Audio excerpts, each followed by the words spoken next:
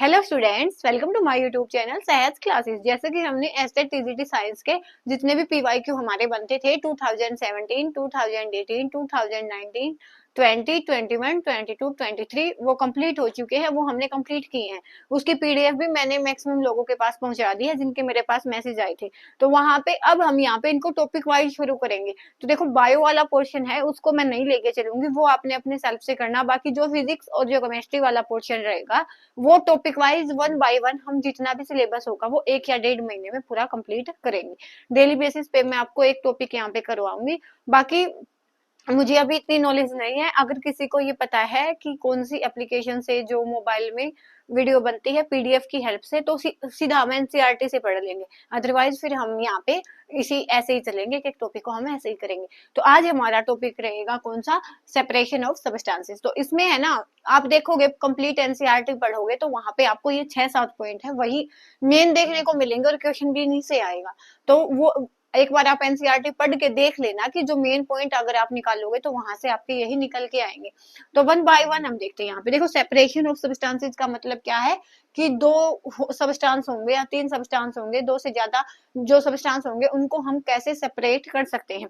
उनमें इम्प्योरिटीज भी हो सकती हैं और दोनों जो सब्सटेंस होंगे हमारे पास जिनको हम अलग अलग निकालेंगे वो दोनों यूज में भी लेके आए जा सकते हैं और दोनों उनमें से एक भी यूजफुल हो सकता है। तो वो हमारे सब्सटेंस पे डिपेंड है कि हम किसका सेपरेशन है वो कर रहे हैं। ठीक है, तो यहाँ पे देखो, सेपरेशन ऑफ सब्सटेंसेस का मतलब क्या है कि 2 से ज्यादा सब्सटेंसेस को सेपरेट करना। वहां पे अलग अलग मेथड के द्वारा हम उनको सेपरेट करते हैं। तो उन्हीं को आज हम वन बाय वन डिस्कस करेंगे। तो सबसे पहले देखो, ये वाला क्वेश्चन आता है, जो जो आएगा ना वो मैंने लिखा है, टी लीव्स फ्रॉम टी। जैसे हम चाय बनाते हैं और वहां से जो हमारी चाय की पत्ती होती है उसको हम कैसे अलग करते हैं चाय से, हमारी चाय से, तो वो किसके द्वारा करते हैं, स्ट्रेनर के द्वारा। तो ये वाला क्वेश्चन है वो पूछा जा सकता है। तो इसलिए आपने याद रखना है कि कैसे अलग करेंगे हम, स्ट्रेनर के द्वारा। उसके बाद सेकंड जो हमारा सेपरेशन मेथड है वो है हैंड पिकिंग। अब देखो, हैंड पिकिंग का मतलब क्या है, हाथ से उठाना। तो सेकंड जो हमारा मेथड है हैंड पिकिंग। हैंड पिकिंग का मतलब क्या है, हाथ से उठाना। अब हाथ से तो हम क्या उठा सकते हैं कि जब हमारे पास बड़ी बड़ी साइज के पार्टिकल होंगे एक से ज्यादा, तभी हम उन्हें हाथ से उठा के अलग कर सकते हैं, अदरवाइज तो नहीं कर सकते ना। अगर हमारे पास 2 इम्प्योरिटीज है तो उनको हमने अलग अलग करना है। जैसे हमारे पास यहाँ पे बड़े बड़े स्टोन है और उनके अंदर हैं अलग टाइप के छोटे छोटे स्टोन है। तो वो अगर हमें वहां पे दिखाई दे रही है, मतलब उनका जो साइज है वो बड़ा होगा, तभी हम उनको अलग कर पाएंगे, अदरवाइज नहीं कर पाएंगे ना। हाथ से उठा के तो हम उन्हीं को कर सकते हैं जिनका जो साइज है वो बड़ा हो सकता है। तो फर्स्ट कंडीशन हैंड पिकिंग में ये क्या होगी, यही होगी कि यहाँ पे जो भी कंपोनेंट होंगे वो क्या होंगे, लार्ज साइज होंगे। अब यहाँ से देखो, हाथ से उठाना है तो हम हाथ से उठा के अगर इम्प्योरिटी या सब्सटेंसेस को अलग करेंगे तो वहां पे अगर हमारे पास क्वांटिटी उसकी बहुत ज्यादा है तो फिर हम हाथ से नहीं कर पाएंगे ना। अगर हमारे पास बहुत ज्यादा क्वांटिटी हो गई तो फिर हम इतने ज्यादा जो क्वांटिटी है उसमें से कंपोनेंट को हैंड पिकिंग के द्वारा अलग अलग नहीं कर सकते। तो सेकंड इसके लिए कंडीशन क्या है कि जो क्वांटिटी है वो ज्यादा बड़ी नहीं होनी चाहिए। सेकंड है क्वांटिटी क्या है, वो स्मॉल होनी चाहिए। ठीक है, उसके बाद यहाँ पे हमारे पास क्या हो गया कि क्वांटिटी है उसकी वो स्मॉल होनी चाहिए। तो ये वाली 2 बातें हैं जो आपने हैंड पिकिंग में ध्यान रखनी है। फर्स्टली क्या कि यहाँ पे साइज होगा जो कंपोनेंट का वो ज्यादा बड़ा होना चाहिए। तो क्वेश्चन कैसे आता है इसमें कि हमारे पास 2 सब्सटेंसेस हैं, उनको मिक्स किया गया है, तो आपको किस मेथड से उनको सेपरेट करोगे। तो जो आपने ये देखना है कि जो हमारी कंपोनेंट है वो कैसे हैं जिन्हें हमें सेपरेट करना है। तो अगर साइज बड़ा है उनका और क्वांटिटी इतनी ज्यादा बड़ी नहीं है तो वो वाला कौन सा मेथड होगा जिसको हम यूज करेंगे, तो हमारा हैंड पिकिंग मेथड होगा। उसके बाद हम चलते हैं अपने थर्ड मेथड पे। थर्ड नहीं, सेकंड, ये तो फर्स्ट वाली तो बस एक लाइन ही थी। वो क्या है, थ्रेसिंग। थ्रेसिंग हम किस में यूज करते हैं, किस में, ग्रेन को निकालने के लिए, किस में से, स्टार्च में से। कैसे, ग्रेन मीन्स अनाज। जैसे हमारे गेहूं हो गए, हमारी जो ये होती है धान की फसल होती है वो उसमें से उसमें जो अनाज होता है ना, वो उसके ऊपर वो एक बनी होती है, उसमें होता है। तो उसमें से जब हम अनाज को निकालते हैं तो वो वाला मेथड क्या होता है, थ्रेसिंग होता है। जैसे हम वो लेते हैं एक ड्रम लेके और उस पे से पीट के उसको वहां से अनाज निकालते हैं, तो उस मेथड को हम क्या बोलेंगे, थ्रेसिंग बोलेंगे। तो क्वेश्चन ऐसे ही आएगा, जब किसान है वो अनाज निकालते हैं तो वो कौन से मेथड से स्टाक से जो ग्रेन है वो निकालते हैं, तो वो कौन सा मेथड हो जाएगा, वो थ्रेसिंग हो जाएगा। इसके दो टाइप होते हैं, कैसे कैसे हम निकाल सकते हैं। फर्स्ट है, हम वहां पे जैसे वहां पे कोई भी एक ड्राम होता है और ऐसा ही कुछ मतलब अरेंजमेंट बनाई होती है जहां से हम उसको पीट के वहां से अनाज निकालते हैं। फर्स्ट मेथड तो ये होता है।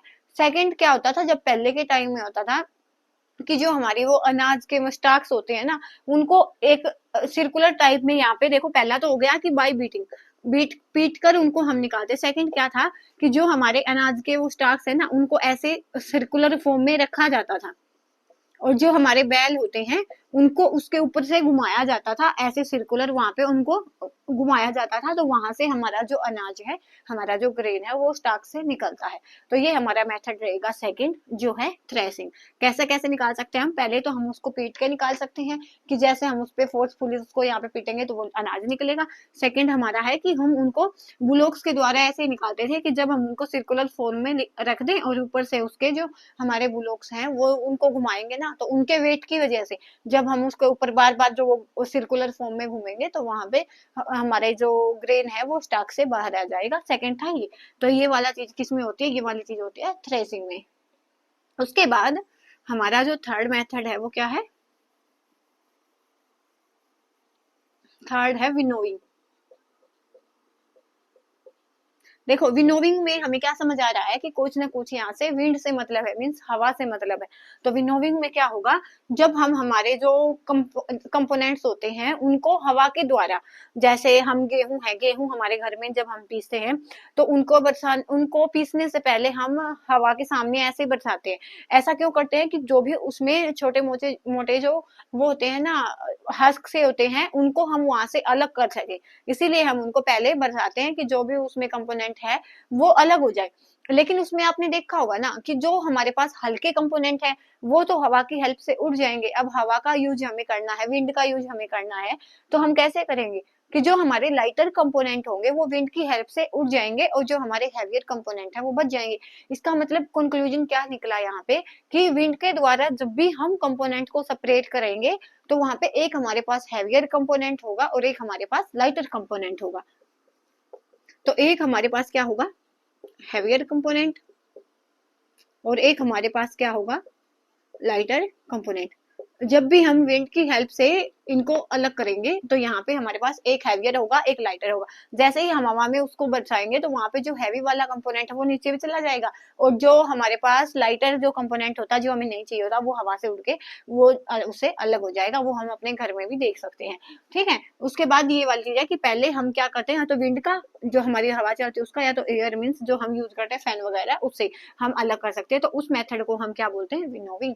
तो ये है इक्वेशन कैसे आता है, यही आता है कि अगर हमारे पास एक कंपोनेंट हैवियर है और एक कंपोनेंट लाइटर है तो आप उसको किस मेथड से सेपरेट करोगे।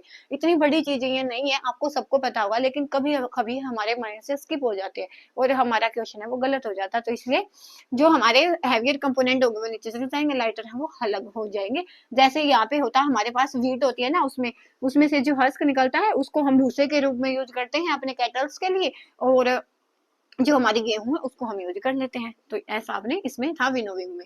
ऐसे हमारा ये वाला मेथड भी कंप्लीट होता है। विनोविंग में सिंपल हमने यही देखना, हाइयर कंपोनेंट होंगे लाइटर कंपोनेंट होंगे, और जो हाइयर वाले हैं वो नीचे चले जाएंगे और लाइटर वाले हवा के साथ वो उड़ जाएंगे। उसके बाद हमारा फोर्थ मेथड है सीविंग। देखो सीविंग में क्या होता है, सीविंग में होता है कि हमारे पास जो कंपोनेंट होंगे ना वो डिफरेंट साइज के होने चाहिए। जैसे हम अपना आटा छानते हैं तो उसमें से क्या होगा कि जो हमारे पास आटे में जो छोटे छोटे गेहूं रह जाते हैं उनके और आटा जो हमारा होता है उसके साइज में डिफरेंस होता है ना। तो जो हमारे जो आटा होता है हमारा, जैसे ही उसको छलनी से छानते हैं तो वो तो नीचे चला जाता है, और जो हमारे गेहूं छोटे मोटे उसमें रह जाते हैं वो क्या होते हैं, हमारे पास छलनी में आ जाते हैं। तो यहाँ से हमें क्या पता चला कि वहां पे जो पार्टिकल होंगे ना सीविंग में, वो दोनों क्या हों, डिफरेंट साइज के हों। तो फर्स्ट कंडीशन हमारे पास क्या हुई यहाँ पे, कि यहाँ पे क्या होंगे, डिफरेंट साइज पार्टिकल्स, या बोल लो या तो कंपोनेंट बोल लो, ठीक है, कि अलग अलग साइज के जो कंपोनेंट होंगे वो यहाँ पे होंगे। जैसे हमने अपना एग्जांपल, नॉर्मल एग्जांपल हमने सोच समझ लिया कि आटा हम जब छानते हैं ना अपने छलने से, तो वो वाला एग्जांपल आपका हो जाएगा। अब यहाँ पे देखो, अगर मैं है ना, आटा हो हमारे पास, फ्लोर हम इसको बोल सकते हैं, और साथ में हमारे पास साल्ट हो, नमक हो, तो जब हम इनको मिलाते हैं तो फिर जब इनके पार्टिकल्स का जो साइज होता है वो ऑलमोस्ट सेम होता है, तो फिर हम सीविंग के द्वारा उसको नहीं अलग अलग कर सकते। तो ये वाली चीज भी आपसे पूछी जा सकती है कि क्या हम यहाँ पे अपने जो आटा होता है और नमक होता है उसको सीविंग मेथड से सेपरेट कर सकते हैं? नहीं कर सकते, क्योंकि दोनों का साइज है वो ऑलमोस्ट सेम होता है। और यहाँ पे हमने कंडीशन क्या रखी है कि यहाँ पे जो पार्टिकल्स का साइज है वो सेम नहीं होएगा, वो डिफरेंट होएगा। तो यहाँ पे हम आटा और नमक अगर हमारे पास है तो उसको हम यहाँ से सीविंग मेथड से सेपरेट नहीं कर सकते। तो ये था हमारा फोर्थ मेथड। उसके बाद है सेडिमेंटेशन और डिकेंटेशन। हमारे पास मेथड है सेडिमेंटेशन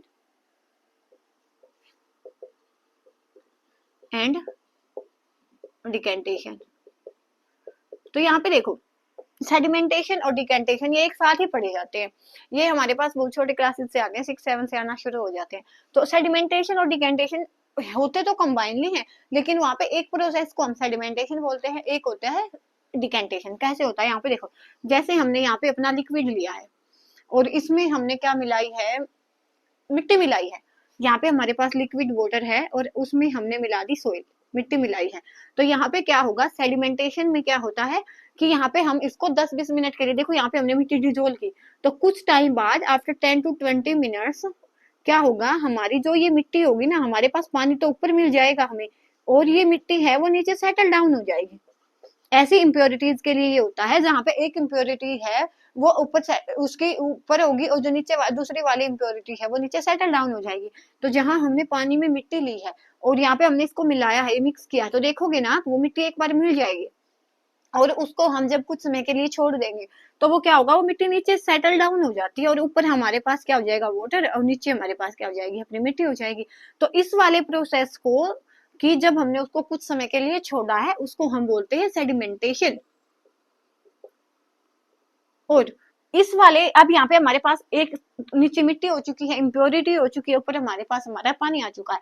तो अब सेकंड स्टेप क्या होता है कि हम सेकंड वाला कोई भी बीकर लें और उसमें इस वाले बीकर से वहां पे पानी डालेंगे। तो पानी तो हम उसमें डाल लें और जब मिट्टी आनी हो जाए तो हम उसको ना डालें। तो उसके बाद क्या होता है, सेपरेशन। उस वाले स्टेप को हम क्या बोलते हैं, डिकेंटेशन। तो ऐसी इम्प्योरिटीज को हम निकालते हैं यहाँ पे, जो कुछ टाइम के बाद नीचे सेटल डाउन हो जाती है। जैसे हम पानी में चोक मिलाएं, चोक को ऐसे पीस के हम पानी में मिलाएंगे ना एक बार, तो वो हमें ऐसे लगेगा कि वो घुल गया उसमें, लेकिन कुछ टाइम के बाद जो चोक है वो नीचे सेटल डाउन हो जाएगा और उस बीकर को हम उठा के सेकंड वाले बीकर में डालेंगे। तो जैसे ही वो चोक आना स्टार्ट होगा, नहीं डालेंगे तो यहाँ पे हमारे पास एक लिक्विड अलग हो चुका होगा और एक हमारी जो इम्प्योरिटी है वो अलग हो चुकी होगी। तो ऐसा किसमें होता है, सेडिमेंटेशन में और डिकेंटेशन में। ठीक है, ये वाला मेथड भी हो गया। उसके बाद देखो, जैसे हम यहाँ पे ऑयल वाटर को देख सकते हैं कि जैसे हमारे पास ऑयल वाटर का मिक्स है, एक बार आपको लगेगा कि मिक्स हो गया, लेकिन हमारे पास जो वाटर है ना वो तो नीचे आएगा और ऑयल है वो सरफेस पे आएगा। और फिर हम सेकंड वाला, ये वाला प्रोसेस क्या हो जाएगा हमारे पास, सेडिमेंटेशन। और इसी प्रोसेस में से जैसे दूसरे वाले बीकर का यूज करके ऊपर से ऑयल को हटा देना और वाटर को एक में रख लेना, उसको हम क्या बोलते हैं, डिकेंटेशन।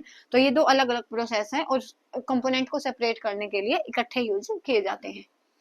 उसके बाद है हमारे पास फिल्ट्रेशन। फिल्ट्रेशन में तो सीधा ही होता है कि हम फिल्टर पेपर की हेल्प से, जैसे यहाँ पे देखो, फिल्ट्रेशन में क्या होता है, हमारे पास एक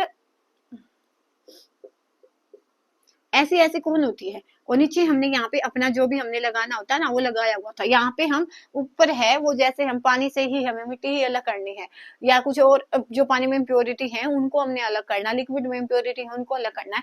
तो हम यहाँ पे ऊपर इसमें जो फिल्टर पेपर है वो लगाएंगे और ऊपर से उसको डालेंगे, तो जो लिक्विड होगा वो तो हमारे पास यहाँ आ जाएगा और जो इम्प्योरिटी है वो क्या हो जाएंगी, फिल्टर पेपर पे चिपक जाएंगी। तो ऐसे होता है हमारा कौन सा मेथड, फिल्ट्रेशन मेथड। उसके बाद है हमारे पास लास्ट मेथड, इवेपोरेशन। तो इवेपोरेशन का आपको पता ही होगा। इवेपोरेशन मोस्ट कॉमनली किसके लिए यूज होता है, जब हमें जैसे हमने वाटर और साल्ट का मिक्सचर है, उसको अलग करना है, तो यहाँ पे हम इवेपोरेशन का मतलब ही क्या है, यहाँ पे हीट देना होता है। तो यहाँ पे हम क्या करेंगे, हमारे पास यहाँ पे जो भी लिक्विड है और उसको हम नीचे से हीट देंगे, तो जो हमारे पास लिक्विड प्लस साल्ट है, तो जो हमारा लिक्विड है वो क्या हो जाएगा, इवेपोरेट हो जाएगा और हमारे को साल्ट मिल जाएगा। जैसे हम साल्ट के पानी से हमें नमक निकालना होता है, तो भी इसी मेथड से हम वो निकालते हैं।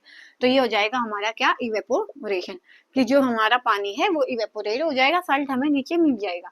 और अगर ये इसको ही हम क्या इवेपोरेशन बोलते हैं, कि जब हमारे पास लिक्विड है वो किस में बदल जाए, वेपर्स में, और जब हमारी वेपर्स हैं वो वापस से लिक्विड में बदल जाएं तो उसको हम बोलते हैं कंडेंसेशन।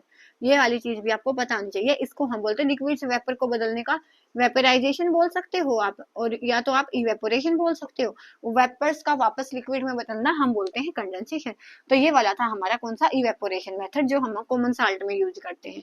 वहां पे हमारे पास पानी है, उसका इवेपोरेशन हो जाता है, वेपर्स में वो चेंज हो जाता है, और जो साल्ट है वो हमें नीचे मिल जाता है। उसके बाद एक और यहाँ पे पॉइंट था, सैचुरेटेड सॉल्यूशन। सैचुरेटेड सॉल्यूशन हम किसको बोलते हैं, तो देखो सॉल्यूशन हमारे पास दो चीजों से मिलके बना होता है, एक होता है हमारे पास सोल्यूट और एक होता है सोलवेंट। इन चीजों को हम अलग अलग कैटेगराइज कर सकते हैं। सोल्यूट होता है हमारा लेस अमाउंट में होता है, ये वाला हमारा मोर अमाउंट में होता है। सेकेंड कंडीशन, जो हम बाहर से डालते हैं, which we put from outside, और यहाँ पे क्या कि जिसमें हम डालते हैं, in which solute is dissolve, ठीक है, उसको हम बोलते हैं सोलवेंट। अब यहाँ पे देखो हमारे पास, देखो यहाँ पे हमने एग्जांपल लिया किसका, सुगर इन वाटर का एग्जांपल लिया हमने, सुगर इन वाटर।